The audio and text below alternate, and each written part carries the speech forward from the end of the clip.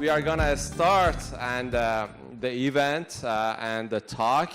Our guest and our speaker for this month is Jermain Todd. Whew, thank you, Jermain. Appreciate it. Jermain is gonna talk about craft, and Jermain is a custom furniture maker and designer, and he owns his custom furniture company, Mwanzi Co, based in St. Louis. And if you, there are several buildings and public buildings that Mwanzi works are exhibited there. I have been actually at Venture Cafe, and actually some of the works over there are by Mwanzi. So thank you so much, and give a round of applause to Jermain, and we will have them speak about craft. Thank you, Jermain. So this is yours. Okay.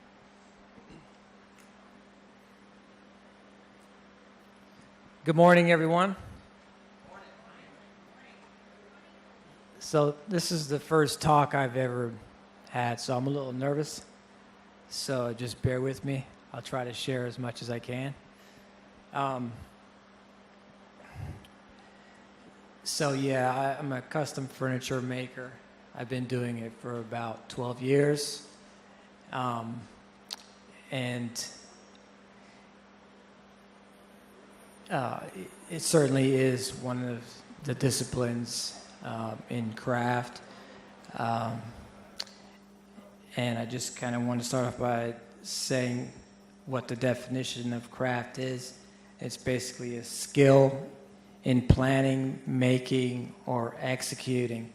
And for about 12 years, I've been developing that skill. And it's opened a lot of opportunities.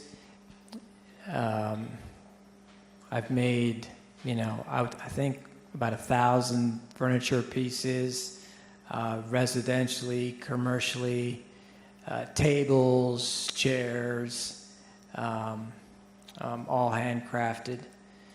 And a lot of people ask me how I got into it. And I sort of just jumped right in it. I have a degree in business marketing, but I make custom furniture for a living. And it was, you guys all right back there? Or? Yeah. I just sort of jumped into it a little bit out of necessity. There's some weird feedback on this mic. What's that? Oh yeah? Okay. It's weird right up here. I kind of jumped into it out of necessity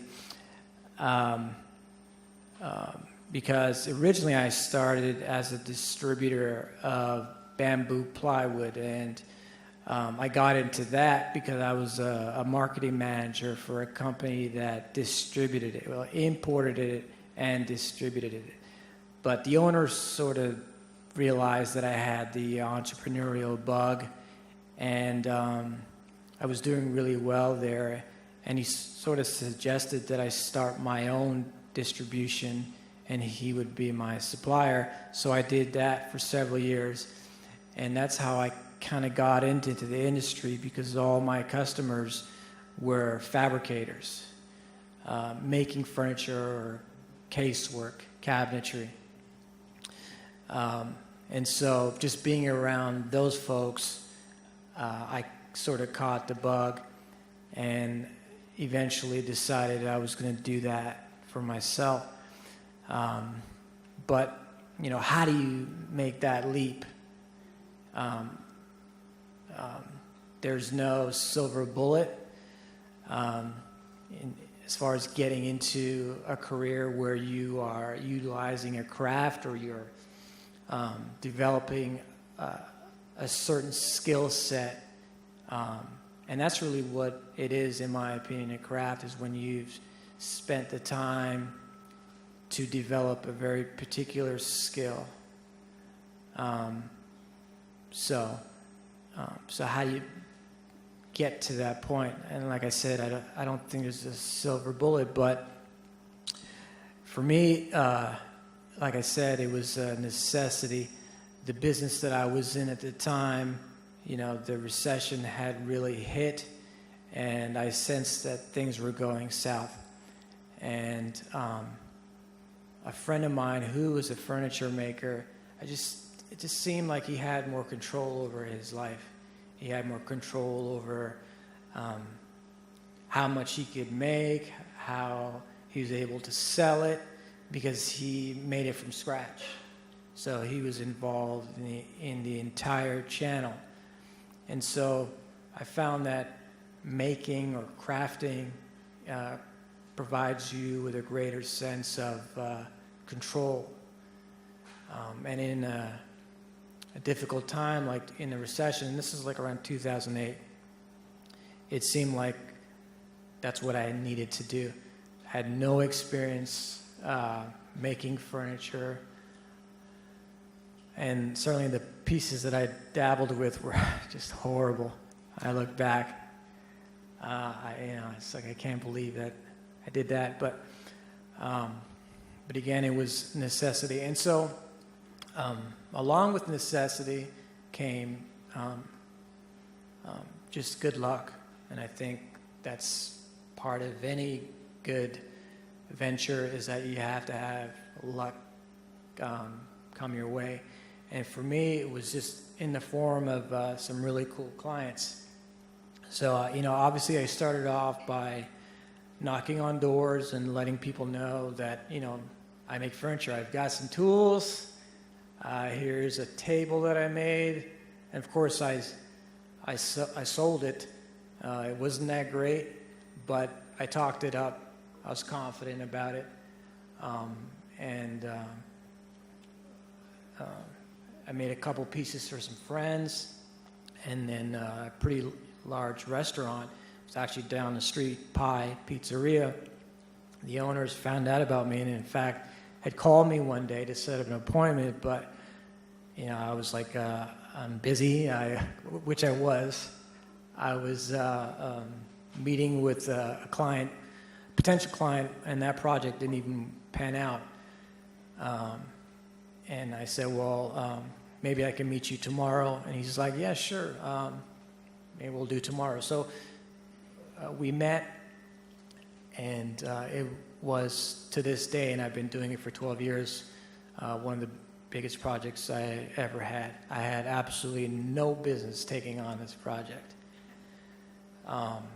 Because if you've been in Pi, pretty much everything in there I made in the shop, and my shop was in a basement, which was about 9 feet high, spider webs everywhere, and it was about 600 square feet. About 600 square feet. And so it was in that basement where I was able to develop my skills, because it was a situation where you really can't screw it up, because there's a lot of money, there's people expecting you to produce something, and nobody wants to hear, well,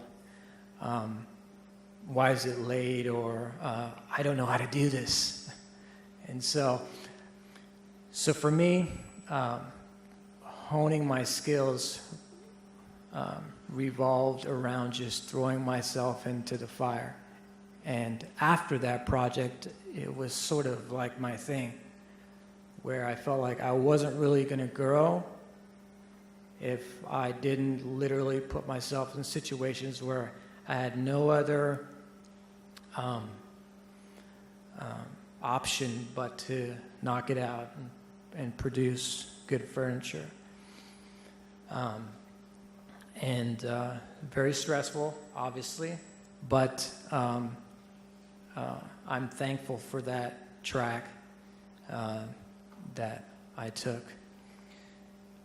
Let's see here.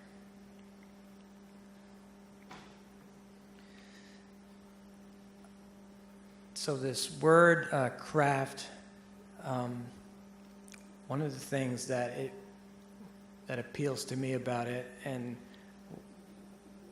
resonates with me is that it always seems to be something that has an emotional connection, because you spend so much time developing it, and it sort of becomes an extension of who you are. And craft is, like I said, a skill, and that skill can be a lot of different things. For me, it's making furniture. For somebody else, it could be how you treat a patient, how you code, put together software. It's something that you have a passion for, and you've put the time into perfecting it. And so, lost my train of thought here. Yeah, so it's just something that I feel is emotional. And I found in my experience that from an entrepreneurial standpoint, that resonates with customers and clients. People can tell when you're authentic and when you care about the things that you're producing or the service that you're providing. And I can attest to that for sure, because it's very easy in my profession for somebody to go to IKEA or what have you and just pick something off the shelf instead of waiting sometimes weeks and sometimes a couple months to have a piece made. I think there's just something that as humans we gravitate to when we see somebody that's taken the time to develop a particular skill. So I encourage people that have that desire to focus on a particular skill because there is a market for it. One of the things I also want to talk about is a career that's based upon a particular craft. Like I mentioned earlier, it's difficult for many people to make that leap. And certainly there's no silver bullet. But what I would say is a lot of people spend their time developing that craft and don't necessarily think about the business side of their craft. They might be really good at designing a video game, but when it comes to closing the deal or selling it, a lot of people in our world, I guess, aren't able to make that connection, and that's key.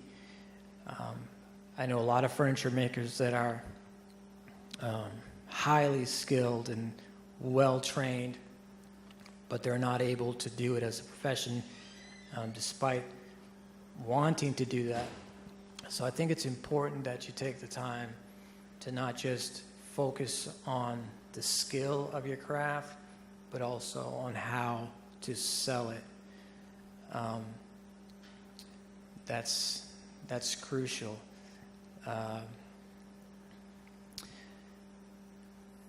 There's another area that I want to talk about that may be a little bit controversial, but and this is just based on my experience, and that is when I started off making furniture, one of my goals was to produce pieces that I felt like all of my clients could afford, despite how much time and effort, blood, sweat, and tears that I put into it, especially when I started off. I don't want to, point anybody out or anything, but because I'm thankful for all the clients that I've had. But certainly when I started off, and I think you'll find that if you start off down this path of creating a career around your craft, is that you'll have projects or clients where you feel like you're not getting what you deserve, feel like you deserve. And you're constantly in this hobby realm, wanting to break out of it being just a hobby. And my answer to that is, I think it's important to recognize that you have to pay your dues. I think there's no getting around that. And by that I mean you're going to have to do things and not receive what you think you should. But I think it's important to recognize that that is not a place where you need to feel like you have to stay. There should always be a plan to get out of that world, because you'll be stuck there. So for me, I always had that plan. I knew that, okay, I'm going to do this, and do that, and do this, and do that. But at some point, the price is going to go up. Because, I believe in earning a living wage. And when you get into a specialized skill, not everybody's going to get it. When you have a particular skill, not everyone's going to clue into that. You've got to sell that. Because if everybody had the skill you had, then you wouldn't be necessary. So it's important to let people know what it is you have to offer, and then at the same time recognize that you deserve to get in return what you think is fair for that work. And so it was funny for me over time, and that's really what it was. It was time. You plug away, you're working at perfecting your skill, and it's just natural that over time the rewards start coming in. And so it's endurance, perseverance, all the stuff that we've all heard is really true. And before long, I noticed, and it was difficult for me to accept, but I noticed over time that my client base, like the cars that would pull up in front of my shop, were a little bit nicer. And so what I find for folks that are good at a specialized skill is it's difficult for you to figure out, okay, well, who am I creating and crafting for? What resonates with me? Because, again, like I said, this craft that you're developing is an extension of who you are to a certain extent. You're pouring out a part of yourself in your craft. So, who am I doing this for? And certainly that was something that I had to deal with, where I felt like all the clients that I was getting were folks that didn't really care what it cost. It was just, we like your work, let's just make it happen. And folks that I wanted to make furniture for, and not that I didn't want to make furniture for everyone, or pieces for people, just didn't seem to be there. And quite honestly, that's something that I'm still dealing with and figuring out. And I think anybody that has, is focusing on a particular craft and trying to navigate through their career will encounter that kind of thing. So I just sort of accept it for what it is, and appreciate where I am as a craftsman, and at the end of the day, always use my craft to express myself. Let's see here. I was reading an article in the New York Times and a writer by the name of Rachel Garrahan, Garrahan. She wrote an article in the New York Times called "British Competition Celebrates the Role of Crafts." And in it she wrote, "In terms of their cultural status and perceived financial values, crafts often are pigeonholed as fine arts, poor relations, conjuring up for some observers images of utilitarian objects or hobbies involving felt or colored paper." So, again, if developing a craft is something that you want to turn into a career, this is a perception that you will have to fight, because that's just the reality of how a lot of people think about the word craft.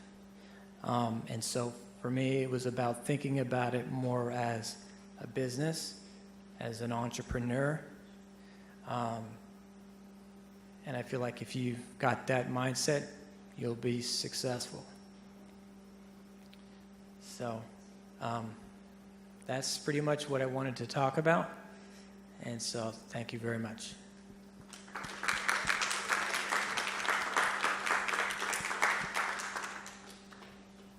Thank you so much, Jermain.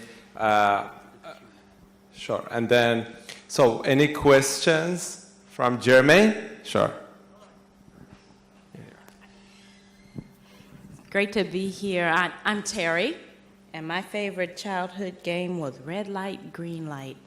We didn't have board games in the South, so we were outside all of the time. But thank you very much for sharing. There was a statement you kind of said, I'm paraphrasing it, put yourself in situations where you have no choice to excel. That's a pretty bold statement. And when I think about it, it just makes me wonder, because you had the background with the marketing and the business side, were there experiences where you over-promised kind of in this situation while you were still learning the craft? I mean, how do you balance something that you did have the expertise in as far as the marketing and the selling, but still were trying to build that skill? I think it comes down to self-confidence. And I believe that self-confidence is something that you can learn. You can acquire, you can develop it. Some people are just born with a high amount of confidence in themselves, and others you have to develop it. But that's what it was about. It was not quite lying and saying, yeah, no problem, I can do that. But it's close. It's close. It's just willing yourself to do it. You know, I like saying, if it's not rocket science, it's not rocket science. If I have a brain, I have working muscles and bones, I'll figure it out. And in my profession, woodworking specifically, a lot of people will tell you it's basically problem solving, fixing problems. So it's problem solving. And so that's the root of it, is telling yourself and believing that whatever challenge is there, that you will be able to figure it out. And most times you'll shock the hell out of yourself. And it's a great learning tool. At least for me, it's been so. Any more questions? Let's go for Jean. I was wondering how you made the transition from hobby to business, and if there was something that happened that you said, wait a minute, I got to make a living out of this, like made that transition?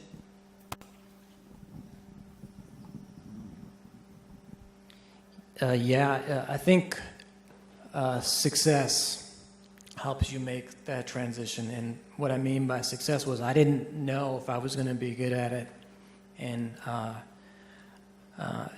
I'm still learning. You're never there. I mean, if that comes into your mind, then you've already failed. But certainly when you produce something that you're proud of, that's a confidence builder, and that's what I use to continue going.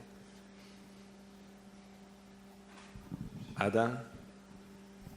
So I think my question might be building on hers from earlier, and I guess I haven't seen your work, but after this I'm probably going to swing by Pi to see some examples of what you created, and I can imagine that it requires some degree of creativity, and I just wonder, was that creativity acquired from that necessity that kind of got you into the industry, into the craft, or have you always had that desire to create something?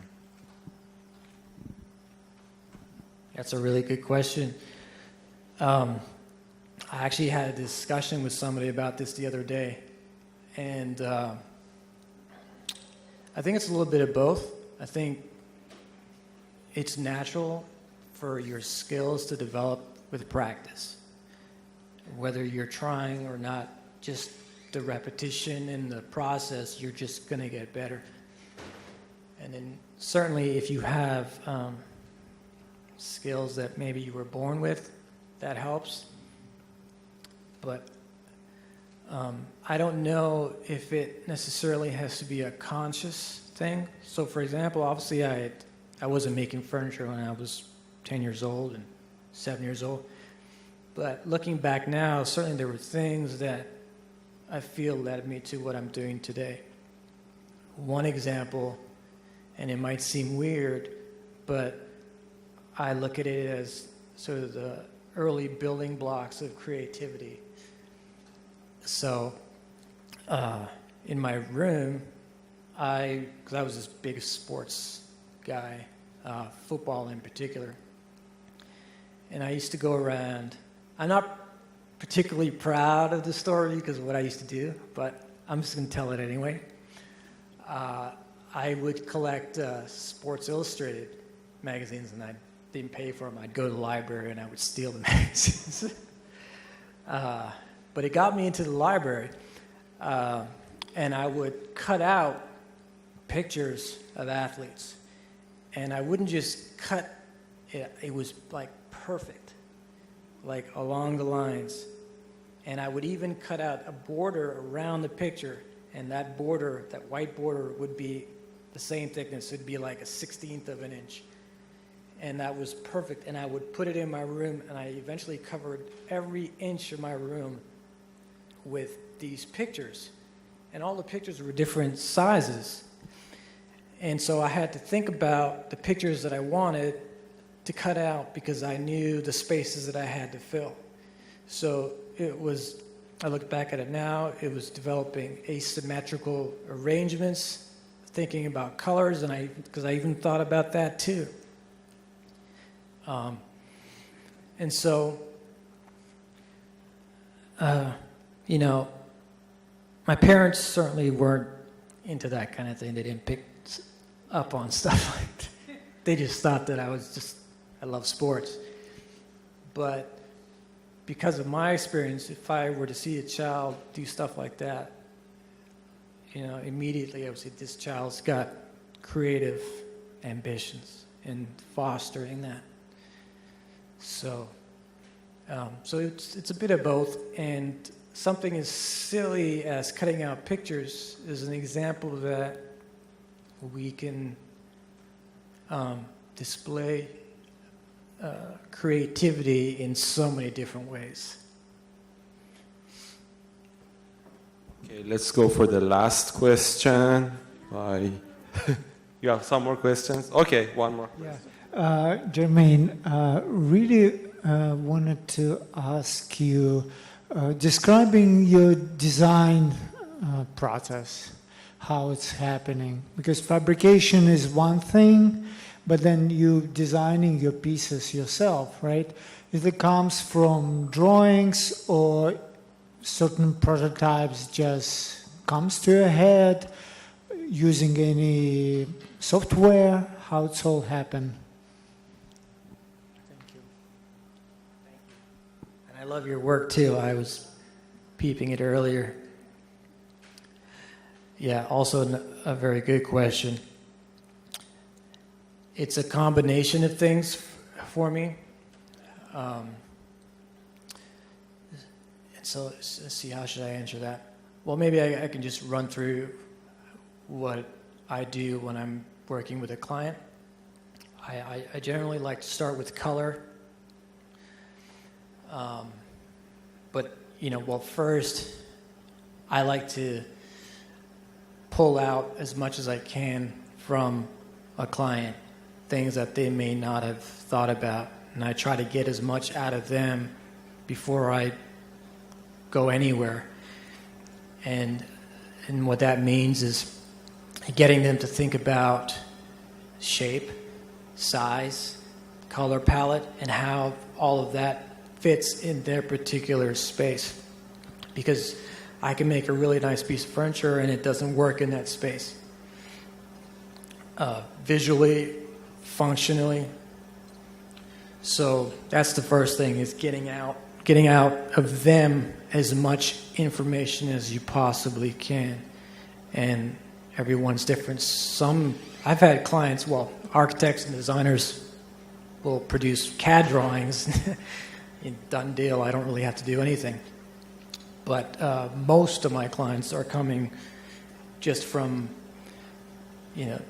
no experience at all. So drawing as much information out of them gets you further along. I mentioned color in woodworking. What that means is, to me, do you want something that is rich, and by rich that means darker in color, or do you want something that's bright? And depending on the space, what are you trying to achieve in that space with that piece of furniture that you're making? Do you want it to feel more open? Do you want it to feel more cozy? And color can achieve that. And with wood, most woods naturally are lighter in color. The darker ones are things like, domestic woods are walnut and cherry. And so color is where I start.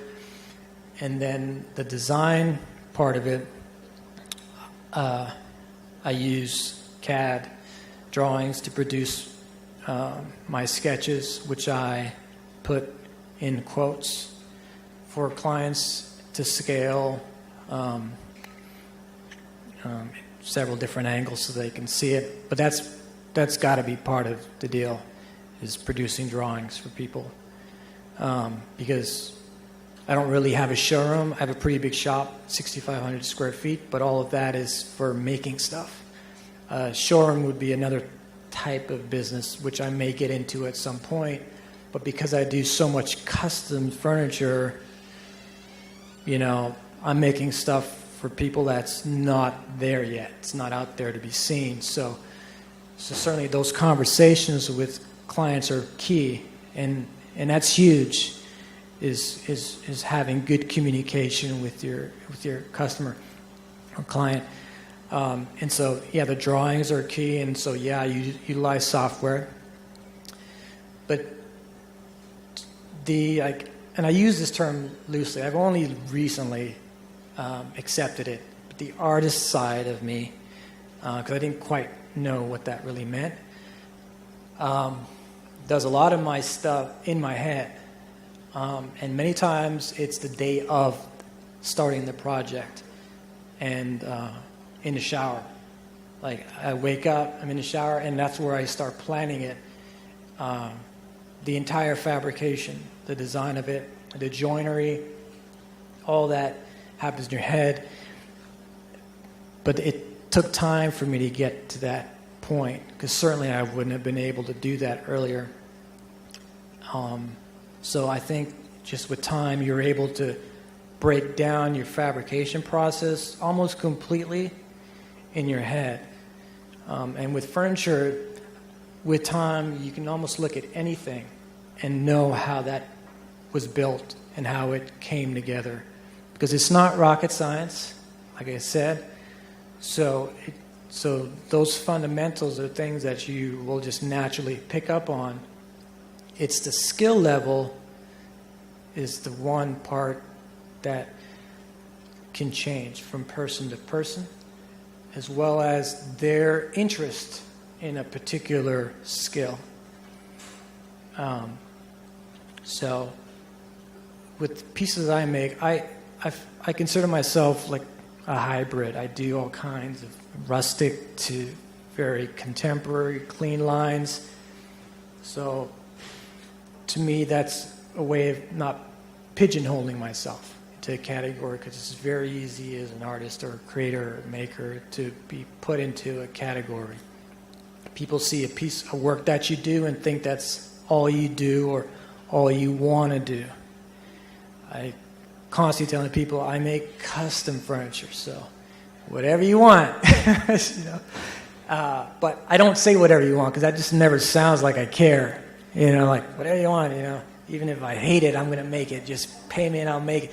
That's not what it's about. But you get what I'm saying. I'm speaking some truth there. Yeah, definitely. So I feel like the more components that you combine in your prefabrication process, the better the fabrication will actually be. Yeah. Cool. Thank you, Jermain. One more question. Yes, the last one. Last question, Jermain. Oh, shoot, the pressure's on. Well, I see what you mean by the feedback. What happens when you get stuck? Like, for me, writer's block. How do you get your creative juices flowing again? I know you said you're in a shower, ideas come to you, but what do you do? That was a nice question, yeah. Very good question. Yeah, man, I'd say every creative will understands that question, for sure. Yeah, inspiration is key. No matter how good you think you still need to feed off of other people, other environments. Because, yeah, sometimes especially if you're busy, you know, your head's down and you just go, and you're just pouring out of you the entire time, but you're not getting anything. Well, you're getting the fact that you enjoy what you're doing is a way of feeding yourself, but there's just a lot of energy going out that you're not replenishing. And for me, it's just breaking the routine and getting away. Like, yeah, just visiting somewhere. I like going to museums, galleries, and just seeing what other people are doing. And sometimes it's just taking the time to observe your natural environment and recognizing beauty in a lot of things. It's just shutting what you do every day off and taking a break and consciously trying to absorb. Conscious is the operative word there. Consciously trying to absorb things around you. Yeah. Thank you so much. Thanks, Jermain, and all. Thank you so much. Okay.